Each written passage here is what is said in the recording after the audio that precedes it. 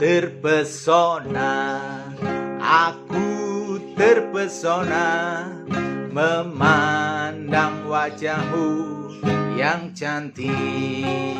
Salam, salam, salam saudara sekalian yang dikasihi oleh Tuhan, yang diberkati Tuhan. Puji Tuhan, hari ini kita kembali dengar-dengaran firman Tuhan dan kita akan sama-sama merenungkan kebenaran firman Tuhan. Dan tema hari ini adalah cantik di mata Tuhan. Cantik di mata Tuhan. Kita akan baca di dalam kitab Amsal pasal yang ke-31 ayat yang ke-30. Amsal 31 ayat yang ke-30, demikian firman Tuhan. Kemolekan adalah bohong dan kecantikan adalah sia-sia, tetapi istri yang takut akan Tuhan dipuji-puji. Saya akan baca di dalam Alkitab bahasa Indonesia masa kini, Amsal pasal yang ke-31 ayat yang ke-30, demikian firman Tuhan. Paras yang manis tak dapat dipercaya, dan kecantikan akan hilang, tetapi wanita yang takut akan Tuhan layak mendapat pujian. Firman Tuhan mengatakan kemolekan adalah bohong, kecantikan adalah sia-sia. Kenapa firman Tuhan mengatakan demikian?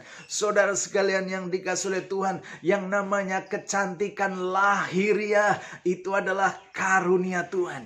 Kemolekan lahiriah itu adalah berkat Tuhan. Tetapi ketika saudara sekalian yang dikasihi oleh Tuhan, ketika orang kalau hanya cantik lahiriahnya saja, kalau hanya molek lahirnya saja, fisiknya saja, maka Alkitab mengatakan itu akan menjadi sia-sia. Walaupun kecantikan itu karunia Tuhan, kalau hanya cantik lahiriahnya saja, itu akan menjadi bohong, itu akan menjadi sia-sia. Saudara sekalian yang dikasihi oleh Tuhan, yang namanya cantik itu tidak dimiliki oleh setiap orang. Memang setiap orang punya kelebihan, punya kekurangan, tapi kalau bicara cantik, tidak semua orang mendapatkan. Tidak ada pada semua orang. Tetapi saudara sekalian, kecantikan yang adalah karunia Tuhan ini akan bisa menjadi sia-sia kalau tidak dibarengi kecantikan yang lain. Yaitu apa? Kecantikan secara rohani, kecantikan secara batin. Akan menjadi sempurna ketika orang cantik lahiriahnya, tetapi juga cantik batinnya, cantik rohaninya. Oleh sebab itu hari ini kita akan lebih mengedepankan tema adalah cantik di mata Tuhan. Cantik di hadapan Tuhan. Saudara sekalian yang dikasihi oleh Tuhan, untuk menjadi cantik secara jasmani, cantik secara fisik, perlu yang namanya berdandan, perlu yang namanya berhias. Dari ujung kepala sampai dengan ujung kaki. Rambutnya perlu ditata, mungkin bulu matanya perlu ditata, mukanya perlu dipermak dan sebagainya, bibirnya mungkin perlu di lipstick dan sebagainya. Supaya apa? Supaya nampak cantik, supaya nampak indah. Kemudian dikasih sandang, dikasih pakaian, dikasih macam-macam supaya tampak lebih dan lebih cantik lagi. Itu untuk mendapatkan kecantikan jasmani. Orang yang cantik ketika didandani akan lebih cantik lagi. Orang yang kurang cantik ketika didandani bisa menjadi cantik. Nah, untuk cantik secara jasmani perlu berhias, perlu berdandan. Nah, ternyata untuk menjadi cantik di mata Tuhan juga perlu yang namanya berhias. Perlu yang namanya dandan. Untuk cantik secara jasmani, maka yang dipakai adalah peralatan-peralatan materi, peralatan jasmani. Nah, bagaimana kita bisa menjadi cantik di hadapan Tuhan? Maka hiasan yang dipakai, dandanan yang dipakai juga adalah sesuatu yang bersifat rohani. Nah, bagaimana kita perlu cantik? Yaitu berhias. Berhias dengan apa? Yang pertama, bagaimana kita cantik di hadapan Tuhan? Yang pertama adalah, saya akan baca Mazmur 29 ayat yang kedua. Di sana dikatakan, berilah kepada Tuhan kemuliaan namanya, sujudlah kepada Tuhan dengan berhiaskan kekudusan. Jadi bagaimana cantik di hadapan Tuhan dengan berhias? Berhias apa? Yang pertama adalah berhiaskan kekudusan. Yang namanya cantik di hadapan Tuhan. Tuhan itu bukan saja kudus, dia adalah pribadi yang maha kudus. Maka untuk menjadi cantik di hadapan Tuhan, maka hiasannya adalah kekudusan. Hiasannya adalah kesucian. Bicara mengenai kekudusan, memang tidak ada orang kudus. Orang dari kudus ada, dari daerah kudus. Tetapi tidak ada orang kudus dan tidak ada orang yang tidak pernah berbuat dosa. Arti kudus itu bukan berarti tanpa dosa dan bukan berarti tidak pernah berbuat dosa. Kudus yang pertama adalah karunia Tuhan. Artinya Tuhan yang berperan, Tuhan yang melakukan, Tuhan yang membasuh, Tuhan yang menyucikan kita sehingga kita menjadi kudus. Melalui apa? Melalui darah Kristus. Ketika kita percaya dan terima Yesus sebagai Tuhan dan Juru Selamatnya, maka kekudusan Allah dinyatakan buat setiap kita. Tetapi tidak cukup seperti itu. Itu kekudusan status. Yang Tuhan mau di sini adalah lebih daripada kekudusan status, yaitu kekudusan di dalam kehidupan kita. Berhiaskan kekudusan. Artinya apa? Hidup kita terus menjaga yang namanya kekudusan. Bagaimana kita menjaga kekudusan, saudara sekalian? Bukankah hidup di bumi ini kita belum kebal dosa? Betul, saudara sekalian. Artinya ketika kita berhiaskan kekudusan, kita harus betul-betul menjaga hidup kita supaya tetap apa? Supaya kekudusan Allah terus ada dalam diri kita. Ketika kita berdosa, ketika kita jatuh dalam dosa, jangan nikmati dosa itu. Tetapi segeralah bertobat, segeralah bangkit, sehingga kekudusan Allah itu kembali memenuhi hidup kita. Ingat, orang yang kudus bukan berarti orang yang tanpa dosa. Bukan berarti orang yang terus suci. Dia masih bisa berbuat dosa. Tetapi ketika berbuat dosa, segera minta ampun sama Tuhan. Kalau berbuat dosa, ditegur sama orang, jangan marah. Jangan berdalih, tapi segera berubah, segera bertobat, sehingga kekudusan daripada Allah terus memenuhi hidup kita. Jadi bagaimana cantik di hadapan Tuhan? Berhiaskan kekudusan. Kekudusan dalam berbicara. Kan ada perkataan yang kudus, perkataan yang gak kudus. Kekudusan dalam pikiran, kekudusan dalam perasaan, kekudusan dalam perilaku. Itu yang Tuhan mau menjadi hiasan di dalam kehidupan kita. Kalau kita mau cantik di hadapan Tuhan. Itu yang pertama. Bagaimana cantik di hadapan Tuhan? Berhiaskan kekudusan. Hal yang kedua, bagaimana kita cantik di hadapan Tuhan? Hal yang kedua adalah berhiaskan kelembutan dan ketentraman. Berhiaskan kelembutan dan ketentraman. Saya akan baca di dalam kitab 1 Petrus pasal yang ketiga ayat 3 sampai dengan yang keempat. Demikian firman Tuhan. Perhiasanmu janganlah secara lahiriah, yaitu dengan mengepang-ngepang rambut, memakai perhiasan emas, atau dengan mengenakan pakaian yang indah-indah. Tetapi perhiasanmu ialah manusia batinia, yang tersembunyi dengan perhiasan yang tidak binasa, yang berasal dari roh yang lemah lembut dan tentram, yang sangat berharga di mata Allah. Kalau kita mau cantik di mata Allah, kita harus melakukan sesuatu yang sangat-sangat berharga di mata Allah. Apa yang sangat berharga di mata Allah ketika kita berdandan, ketika kita berhiaskan apa? Roh yang lemah lembut dan tentram. Roh yang lemah lembut dan tentram. Di situ dikatakan di dalam ayat yang keempat. Saya baca di dalam ayat yang keempat dalam bahasa Indonesia masa kini. Di sana dikatakan sebaliknya. Hendaklah kecantikanmu timbul dari dalam batin. Budi pekerti yang lemah lembut dan tenang. Itulah kecantikan abadi yang sangat berharga menurut pandangan Allah. Jadi perhiaskan kelemah lembutan dan ketentraman. Perhiaskan lemah lembut dan tenang. Dalam bahasa Indonesia masa kini, lemah lembut dan tenang. Lemah lembut dengan lemah gemulai itu berbeda, saudara sekalian. Lemah lembut itu menunjuk kepada hati, ya, kepada apa yang di dalam. Hatinya lemah lembut. Hatinya punya kepekaan terhadap kebenaran. Ketika dia dikasih tahu tentang yang salah, hatinya lembut. Dia mau menerima, dia tidak marah, dia tidak dendam, dia tidak berdalih dan sebagainya. Hatinya lembut.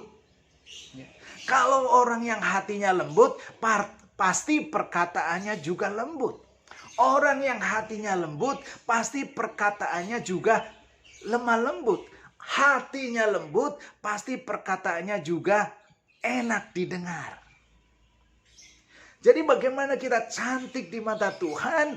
Yaitu berhiaskan roh yang lemah lembut dan tenang. Kata tenang artinya ya jangan gerusa-gerusu, saudara sekalian. Ada banyak orang yang rasanya perkataannya lebih cepat daripada kenyataan. Ya. Mulutnya lebih cepat daripada pikiran. Perkataannya lebih cepat dari perasaan. Banyak orang ketika mendengar sesuatu belum terbukti apa yang didengar itu benar atau salah. Langsung mungkin marah, langsung mungkin menyebarkan ke sana kemari. Padahal apa yang didengar belum tahu kebenarannya. Jadi apa saudara sekalian? Artinya orang ini nggak tenang. Tapi ketika orang tenang mendengar kabar, mendengar apa? Dia tenang, hadapi dengan tenang, dipikir dulu, direnungkan dulu. Baru di sanalah dia memberikan sebuah pendapat, baru dia mengatakan sesuatu. Hati yang tenang. Ini adalah hiasan yang cantik di mata Tuhan. Mendengar kabar yang sepertinya bikin hati nggak senang, tapi dia tetap tenang. Mendengar kabar buruk, dia tetap tenang. Dia tetap memiliki perkataan yang lemah lembut. Jadi yang kedua, bagaimana cantik di hadapan Tuhan, roh lemah lembut dan tenang. Banyak orang tadi rasanya perkataannya lebih cepat daripada apa yang sebenarnya terjadi. Baru dengar sesuatu, ngomel saudara sekalian. Kayak terus bahasa roh saudara, nggak karuan, ngoceh sana, ngoceh sini. Padahal apa? Padahal sebenarnya dia mendengar sesuatu yang sebenarnya hoak, sesuatu yang sebenarnya nggak benar, langsung ditanggapi dengan ngoceh sana, ngoceh sini. Ya, dia mendengar gosip, langsung ditanggapi dengan serius, lalu disebarkan ke sana, ke sini, ngoceh sana, ngoceh sini. Saudara sekalian, saya mau bertanya kepada saudara, kepada yang mendengar dan melihat saya, apa bedanya? Apa bedanya orang yang suka ngoceh dengan burung yang suka ngoceh? Ya. Coba sekalian kita jawab, apa bedanya orang yang suka ngoceh dengan burung yang suka ngoceh? Jawabannya gampang saudara sekalian. Karena saya juga pelihara burung. Ya, ternyata Bapak Ibu Saudara, kalau burung yang suka ngoceh, itu banyak dicari orang. Semakin burung itu ngoceh dan ngocehnya macam-macam, semakin dicari orang dan harganya semakin mahal luar biasa. Tapi kalau orang itu suka ngoceh, ngocehnya macam-macam, boro-boro dicari orang, dia malah dihindari orang, saudara sekalian. Nah, itu bedanya, saudara ya. Orang yang suka ngoceh dengan burung yang suka ngoceh. Tapi saya percaya yang melihat saya dan yang mendengar saya, tidak ada yang suka ngoceh. Maksudnya tidak ada yang ngaku. Haleluya, haleluya. Puji Tuhan, saudara. Jadi hal yang kedua, bagaimana kita santik di hadapan Tuhan, berhiaskan roh yang lemah lembut dan tentram dan tenang. Ini adalah hiasan yang sangat berharga di mata Tuhan. Itu yang kedua. Sekarang yang ketiga, bagaimana bisa tampil cantik di hadapan Tuhan. Yang ketiga adalah berhiaskan atau berdandan perbuatan baik. Kita akan baca di dalam kitab 1 Timotius pasal yang kedua, ayat 9 sampai dengan ayat yang ke-10. Demikian firman Tuhan, 1 Timotius pasal 2 ayat 9 dan 10. Demikianlah juga hendaknya perempuan, hendaklah ia berdandan dengan pantas, dengan sopan dan sederhana. Rambutnya jangan berkepang-kepang, jangan memakai emas atau mutiara, pakaian yang mahal-mahal. Tetapi hendaklah ia berdandan dengan perbuatan baik, seperti yang layak bagi perempuan yang beribadah. Ayat 10 di situ dikatakan, tetapi hendaklah ia berdandan dengan perbuatan baik. Kalau dalam ayat 9 mungkin ada yang mempertanyakan ayat ini. Di situ dikatakan jangan memakai emas atau mutiara ataupun pakaian yang mahal-mahal. Sepertinya Tuhan melarang kita pakai emas. Nah, kita akan baca dalam bahasa Indonesia masa kini. Di sana dikatakan, hendaklah kaum wanita menghias dirinya dengan sederhana dan memakai pakaian yang sopan. Jangan memakai potongan rambut yang menyolok atau perhiasan-perhiasan emas atau mutiara atau pakaian yang mahal-mahal. Di sini dikatakan jangan memakai potongan rambut yang menyolok atau dan sebagainya. Garis bawahi kata menyolok. Jadi kuncinya di menyolok. Bukan berarti Tuhan melarang kita memakai pakaian mahal. Bukan berarti Tuhan melarang kita pakai emas. Enggak. Artinya kalau pakai perhiasan emas, jangan menyolok. Kalau pakai pakaian mahal, jangan menyolok.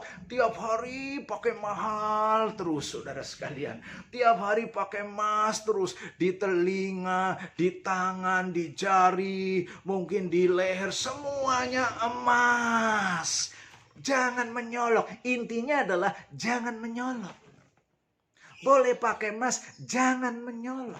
Boleh pakai baju mahal, jangan menyolok. Boleh pakai mutiara, jangan menyolok. Tapi lebih daripada itu, kalau kita mau berdandan adalah apa? Berdandan dengan perbuatan baik. Kata ayat yang ke-10. Berdandan dengan perbuatan baik. Kalau dalam bahasa Inggris di sana, good works, pekerjaan baik. Bagaimana kita tampil cantik di hadapan Tuhan? Yaitu dengan melakukan pekerjaan yang baik. Pekerjaan yang halal. Saudara sekalian yang dikasihi oleh Tuhan, sekarang atau dari zaman dulu, yaitu ada pekerjaan yang tidak baik, ada pekerjaan yang baik. Ada pekerjaan yang halal, ada pekerjaan yang haram. Pekerjaan baik itu begitu banyak, begitu luas ya. Sekarang ada yang namanya TKA, tenaga kerja asing. Ya. TKW, tenaga kerja wanita. TKP, tenaga kerja pria, yang penting dilakukan dengan halal, itu baik. Apapun yang dilakukan dengan halal, walaupun pekerjaannya mungkin bikin kotor, pekerjaannya mungkin nampak tidak tidak nampak keren, saudara. Walaupun cuma mungkin bersih-bersih jalan, nyapu. Kalau itu halal, maka itu adalah pekerjaan yang baik. Lalu pekerjaan yang tidak baik apa? Jadi kurir narkoba. Tipu sana, tipu sini, saudara sekalian. Ya. Dan sekarang, saudara, ternyata yang namanya online onsite, ya, online onsite itu bukan hanya ibadah, ya, bukan hanya ibadah kita di gereja, di masjid dan sebagainya, ada online onsite, tapi sekarang juga ada, prostitusi online.